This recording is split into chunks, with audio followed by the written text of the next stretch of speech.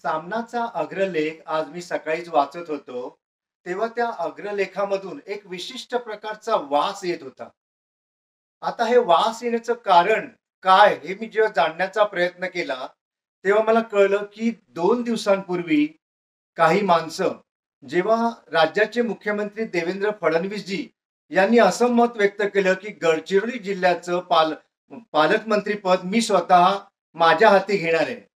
हे कळताच या काही विशिष्ट मंडळी त्यांच्यावर चौफेर हल्लेबाजी सुरू केली. त्यांच्यावरती नाना प्रकारचे आरोप सुरू केले, की गडचिरोली जिल्ह्याचं पालकमंत्री पद का हवं असतं यांना हे आम्हाला माहीत आहे. कारण तिथे असलेली संपत्ती, खनिज संपत्ती, जंगल संपत्ती, त्याच्यातून मिळणारे करोडो रुपये वगैरे, वगैरे असे आरोप केले गेले. आणि 2 दिवसातच यांचं मत परिवर्तन झालं आणि त्यांनी आज सामनाच्या अग्रलेखातून त्यांच्यावरती स्तुतिसुमनं उधळायला सुरुवात केली. आता ही स्तुतिसुमनं का उधळली जात आहेत, हे न कळण्याएवढं महाराष्ट्राची जनता दूधखोळी राहिलेली नाही. या जनतेला सर्व काही माहिती आहे, की आता अचानक हा दोस्तीचा हात पुढे का केला जात आहे.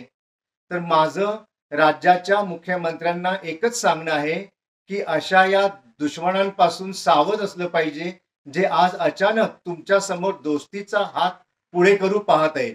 अनेक ठिकाणी त्यांचे हे प्रयत्न सुरू झालेले आहेत. कारण आता त्यांच्या हाती काही उरलेलं नाहीये. तेलही गेलंय, तूपही गेलेलं आहे आणि हाती यांच्या फक्त धुपाटणं उरलेलं आहे.